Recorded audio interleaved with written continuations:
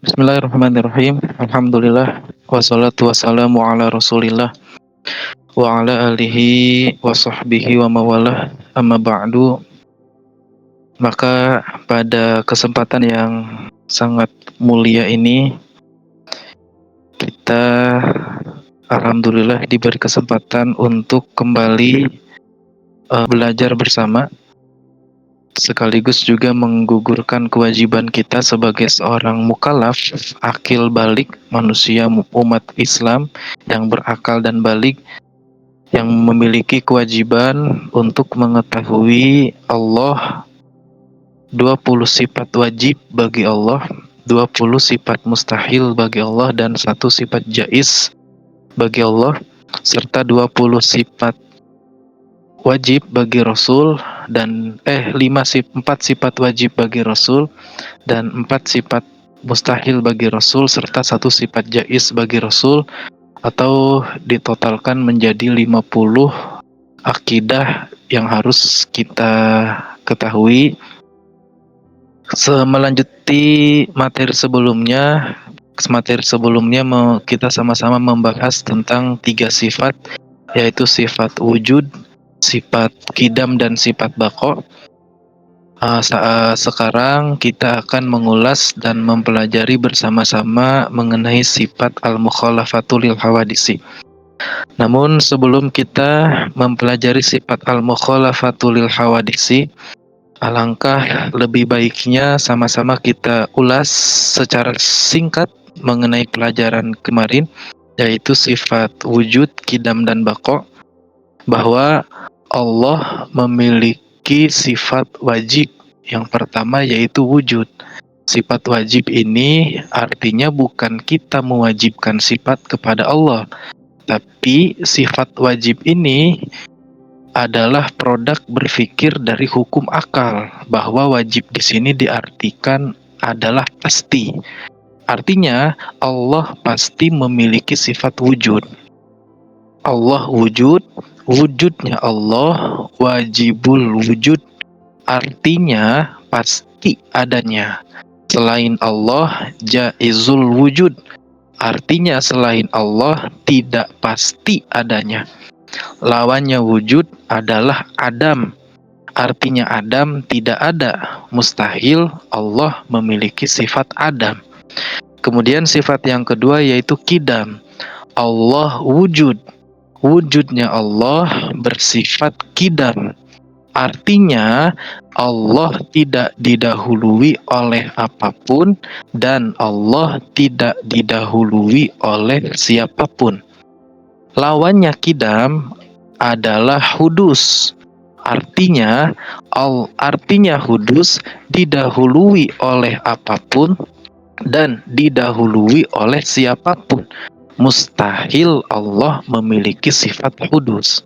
Kemudian sifat yang ketiga kemarin yaitu sifat baqa. Allah wujud, wujudnya Allah bersifat baqa, artinya Allah tidak diakhiri oleh apapun dan tidak diakhiri oleh siapapun. Lawannya baqa adalah fana, artinya fana diakhiri oleh apapun dan diakhiri oleh siapapun. Mustahil Allah memiliki sifat fana. Masuk sekarang kita ke sifat yang akan kita pelajari bersama-sama, yaitu sifat al-mukhalafah lil hawadisi. Kita akan baca matan dari kitab Risalah Al-Bajuri, yang mana kitab Risalah Al-Bajuri ini disyarahi oleh Syekh Muhammad Nawawi bin Umar At-Tanara Al-Bantani dalam kitab Tijan Ad-Darori. Bismillahirrahmanirrahim. Qala al-muallifu rahimahullahu ta'ala wa nafa'ana bihi wa bi ulumihi wa amaddana bi asrarihi fid dini wad dunya wal akhirah. Wa yajibu fi haqqihi ta'ala al-mukhalafatu lil hawadisi. Pasti Allah memiliki sifat al-mukhalafah lil hawadisi, berbeda dengan setiap makhluknya. Wa ma'nahu, annahu ta'ala laisa mumasilan lil hawadisi. Artinya mukhalafah lil hawadisi adalah Allah tidak sama dengan seluruh makhluknya. Falaisa lahu yadun wala ainun wala udhunun wala ghairu dzalika min sifatil hawadisi. Sehingga karena Allah tidak sama dengan seluruh makhluknya, maka Allah tidaklah memiliki tangan, Allah tidaklah memiliki mata, dan Allah tidaklah memiliki kuping, dan Allah tidak memiliki apapun itu yang dimiliki oleh makhluknya. Wadidduha al-mumasalatu. Lawan dari sifat al-mukhalafah adalah al-mumasalah. Wa dalilu ala dalika annahu law kana mumasilan lil hawadisi lakana hadisan. Dalil bahwa Allah memiliki sifat yang berbeda dengan seluruh makhluknya adalah apabila jika seandainya Allah sama dengan makhluk, ini dalil akli. Jika seandainya Allah sama dengan makhluk, maka berarti Allah baru. Wahwa muhalun. Dan keberadaan Allah dianggap baru itu sangatlah mustahil. Kita mulai dari arti dari al-mukhalafah lil hawadisi. Al-mukhalafah itu artinya adalah berbeda. Masdar dari khalafa yukhalifu mukhalafatan tuh. Artinya di situ ada bina musyarakah bainal wahid karena fa'ilnya adalah Allah. Sehingga kalau berdasarkan ilmu nahwu tersebut, maka ditarik kesimpulan bahwa Allah itu berbeda, saling berbeda lil hawadisi dengan seluruh makhluknya. Kenapa kemudian ada konsep al-mukhalafah lil hawadisi? Karena seluruh yang ada pada Allah, baik zatnya Allah itu sendiri ataupun sifat-sifatnya Allah, baik itu sifat qidam, baqa, mukhalafah dan seterusnya, dan apapun yang Allah kerjakan itu seluruhnya sempurna dibandingkan dengan seluruh makhluknya Allah, ciptaannya Allah. Seperti kita manusia misalkan, manusia kalau dipandang berdasarkan sesama makhluk, ada keterangan bahwa manusia adalah makhluk terbaik di muka bumi. Tapi keterangan itu hanya berlaku antara manusia dengan sesama makhluknya. Bahwa dibandingkan hewan, manusia tentu lebih mulia. Bahwa dibandingkan dengan tumbuhan, manusia tentu adalah makhluk yang lebih mulia dari tumbuhan. Dibandingkan dengan tanah, dibandingkan dengan laut, gunung, dan seterusnya, manusia lebih mulia dibandingkan sesama makhluk. Tapi dibandingkan Allah, di hadapan Allah, seluruh kesempurnaan yang dimiliki oleh manusia tadi, di hadapan Allah semuanya adalah kekurangan. Karena Allah lah yang maha sempurna. Jadi sesempurna-sempurnanya manusia antar sesama makhluk, tentu di hadapan Allah manusia lebih tidak ada apapun artinya, penuh dengan kekurangan dibandingkan dengan Allah dengan segala kesempurnaannya. Sehingga konsep ini menegaskan bahwa Allah sebagai Tuhan yang disembah oleh setiap umat Islam adalah Tuhan yang berbeda dengan seluruh makhluknya. Kenapa? Karena apa-apa yang ada di makhluknya, apa-apa yang ada di manusia, semuanya adalah kekurangan. Semuanya penuh dengan keterbatasan. Contohnya manusia bisa melihatnya manusia dengan menggunakan bola mata. Melihat dengan bola mata ini merupakan kekurangan, keterbatasan. di hadapan Allah. Mengapa? Karena manusia melihat dengan bola mata, sewaktu-waktu matanya kelilipan, penglihatannya mulai kabur. Sewaktu-waktu kena penyakit minus, penglihatannya mulai kabur. Semakin tua, penglihatan manusia mulai kabur. Atau misalkan melihat ke arah depan, di depan terhalang oleh tembok yang besar, penglihatannya pun ikut terhalang, ikut terbatas oleh tembok. Penglihatan manusia sangat terbatas. Tapi Allah melihat tidak sama dengan manusia. Kalau manusia melihat dengan bola mata sehingga penuh keterbatasan, Allah melihat dengan basiroh, dengan khobir, maha waspada, dengan sifat alim, maha mengetahui, sehingga tidak terbatas. Tidak ada penglihatan sedikit pun yang terbatas bagi Allah. Kenapa?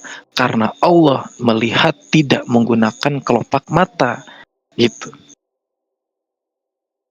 Bahkan semut pun yang ngumpet di balik batu ketika malam hari di dalam hutan pun terlihat oleh Allah. Itulah makanya manusia makhluk yang paling sempurna di antara seluruh makhluk, tapi di hadapan Allah apa yang dimiliki oleh manusia tidak ada nilai dan artinya sedikit pun. Contoh yang lain, misalkan manusia mendengarkan menggunakan kuping. Bagi orang yang pendengarannya masih bagus, alhamdulillah masih normal, itu suatu kenikmatan, suatu kesempurnaan. Tapi mendengarkan dengan kuping itu suatu keterbatasan di hadapan Allah. Mengapa? Karena melihat dengan kuping terbatas pada volume yang dapat diambil oleh gendang suara. Gitu. Jauh berapa puluh meter sudah nggak kedengeran suara tersebut. Suaranya kecil dikit sudah nggak kedengeran suaranya, gitu kan? Tapi Allah mendengarkan seluruh ciptaannya bukan menggunakan kuping. Allah mendengarkan seluruh ciptaannya menggunakan sifat sama, sehingga pendengarannya Allah tidak terbatas. Apapun suara itu, suara doa kita di malam hari, suara keluh kesah kita menjalani kehidupan ini, Allah maha mendengar. Pendengarannya Allah tidak terbatas. Kenapa? Karena Allah mendengar dengan sifat sama, bukan dengan kuping. Mendengar dengan sifat sama, kesempurnaan bagi Allah. Tapi manusia mendengar dengan kuping itu merupakan suatu kekurangan. Dan contoh-contoh yang lainnya banyak. Silahkan sewaktu-waktu coba direnungkan bahwa apa yang manusia miliki di hadapan Allah semuanya penuh dengan keterbatasan. Maka tidak layak sebenarnya sebagai manusia untuk menyombongkan dirinya sendiri atau bahkan menyombongkan dirinya di hadapan Tuhan. Na'udzubillahi min dzalik. Itulah mengapa akhirnya keterangan mengenai sifat al-mukhalafatul lil hawadats ini sangat penting. Karena memang Allah berbeda dengan seluruh makhluknya, berbeda dengan manusia. Karena seluruh yang ada pada makhluknya penuh dengan keterbatasan, sedangkan seluruh yang ada pada Allah, pada zatnya Allah, baik itu sifat-sifatnya Allah, af'alnya Allah, seluruhnya adalah kesempurnaan. Nah, kemudian perbedaan Allah berbeda dengan seluruh makhluknya ini kemudian diterangkan lebih detail dan lebih spesifik oleh Syekh Nawawi Al-Bantani dalam kitab Tijan Ad-Daruri, bahwa Allah berbeda dengan seluruh makhluknya diperinci dalam 10 poin. Pertama, Allah bukanlah material. Allah bukanlah entitas material. Allah bukan jirim. Allah bukan entitas material. Allah bukan tanah, Allah bukan bumi, Allah bukan daging, Allah bukan tulang, Allah bukan apapun itu, jirim. Gitu. Kenapa? Karena jirim itu terbatas, sedangkan Allah itu zatnya tidak terbatas. Yang kedua, Allah bukanlah arad. Allah bukanlah accident yang bergantung pada entitas material itu. Atau Allah bukanlah sifat. yang bergantung pada jirim. Contohnya ya Allah bukanlah Allah bukanlah putih, Allah bukanlah hitam yang bergantung pada warna tembok, Allah bukanlah bersifat arot-arot yang lainnya gitu. Gitu. Karena arot itu adalah keterbatasan. Kemudian yang ketiga, Allah tidak berada dalam arah manapun. Jadi jangan sampai keliru, Allah ada di mana? Allah tidak berada dalam arah apapun. Gitu. Karena yang menciptakan arah, yang menciptakan ruang dan menciptakan waktu justru adalah Allah. Sehingga Allah tidak terliput oleh ruang dan waktu itu. Kemudian yang keempat, Allah tidak memiliki arah. Kalau yang tadi ketiga Allah tidak berada dalam arah apapun, kalau yang keempat Allah tidak memiliki arah. Jadi jangan di sebelah kanannya Allah nggak ada keterangan kayak gitu, karena Allah tidak memiliki arah. Arti tidak memiliki arah, tidak memiliki kanan, tidak memiliki kiri, tidak memiliki depan, tidak memiliki belakang. Kemudian yang kelima, Allah tidak memiliki ruang. Allah tidak memiliki ruang apapun, ruang manapun. Terus yang kita baca dulu, yang keenam, Allah tidak memiliki waktu apapun, Allah tidak luput oleh waktu. Beda kalau manusia. Manusia umur 50, umur 60 luput oleh waktu, ujung-ujungnya tua, keriput, meninggal. Kalau Allah tidak luput oleh waktu, karena justru Allah lah yang menciptakan waktu itu. Kemudian yang berikutnya, Allah tidak mengalami pergantian antara siang dan malam, jelas karena memang Allah lah yang menciptakan siang dan malam. Kemudian berikutnya, Allah tidak tersifati oleh peristiwa apapun. Allah tidak tersifati, Allah tidak pernah merasakan peristiwa apapun, terkejadian apapun, karena Allah lah yang menciptakan kejadian itu. Yang berikutnya, Allah tidak tersifati oleh atribut apapun, dan yang terakhir, Allah tidak bertindak karena kebutuhan apapun. Itu poin-poin yang disampaikan oleh Syekh Nawawi secara spesifik, perbedaan antara Allah dengan makhluk, yang pada kesimpulannya tadi kembali kepada awal, bahwa apa-apa yang ada pada zat Allah, apa-apa yang ada pada af'al perbuatan Allah, apa-apa yang ada pada sifatnya Allah, seluruhnya adalah kesempurnaan. Sedangkan apa yang ada pada makhluk, semuanya adalah keterbatasan dan kekurangan. Maka jelas Allah berbeda dengan makhluknya. Kemudian nanti kalau ada yang bertanya, terus bagaimana mengenai ayat-ayat Al-Quran? Ada beberapa ayat Quran yang dikenal dengan ayat antropomorfisme, ayat dengan term istiwa atau wajah atau yad atau ain yang dinisbatkan kepada Allah. Atau sebagai contoh misalkan Quran surat Toha ada ayat berbunyi Ar-Rahmanu 'alal arsy istawa. Bagaimana kemudian lafaz istawa ini diartikan? Bersemayam. Secara letterlek, bersemayam itu bisa dipahami secara teks adalah berdiam diri. Secara tidak langsung membutuhkan ruang, gitu. Kalau Allah membutuhkan ruang, secara otomatis berarti Allah disamakan dengan makhluk dalam hal membutuhkan ruang. Dan itu nanti masuk ke dalam kategori tajsim, tashbih, menyerupakan Allah dengan makhluknya. Ya.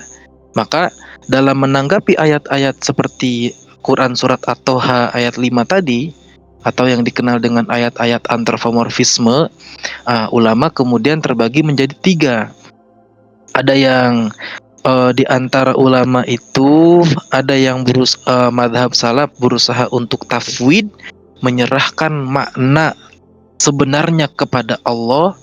Kemudian madhab yang kedua, madhab kholaf, ada yang berusaha untuk takwil, mentakwilkan makna yang tidak letterlek, tapi makna yang sesuai dengan kaidah akidah, tidak bertentangan dengan ilmu akidah. Kemudian ada juga madhab yang ketiga, yaitu dengan takwil, mentakwilkan dengan lafad yang dekat, tapi ketika memang maknanya jauh, mereka berusaha untuk tafwid. Artinya, tiga kelompok ulama ini pun seluruhnya berusaha untuk tidak tasbih, tidak menyamakan Allah dengan makhluknya.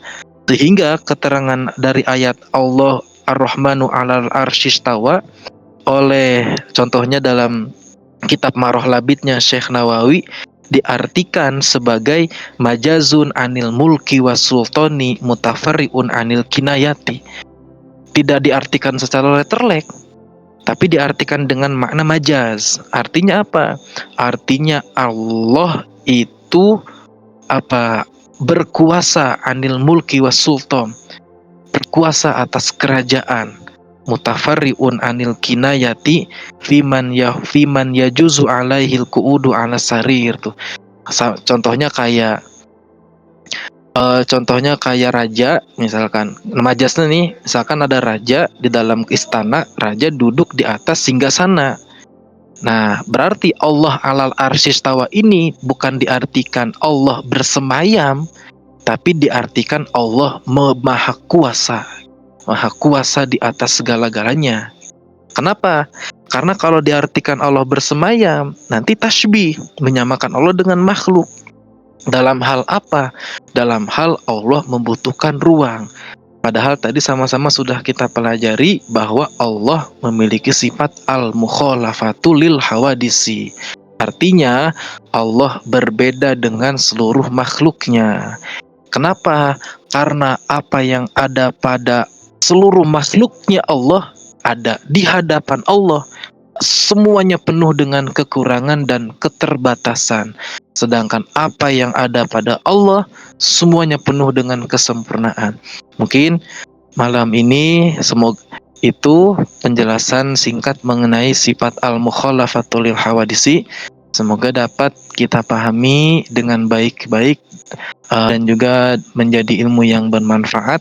Dan setelah ini kita akhirnya meyakini kalau memang seluruh yang ada pada diri manusia penuh dengan keterbatasan dan kekurangan, sedangkan yang ada pada Allah penuh dengan kesempurnaan. Oleh karena itu Allah berbeda dengan seluruh makhluknya. Terima kasih. Wallahu a'lamu bissawab.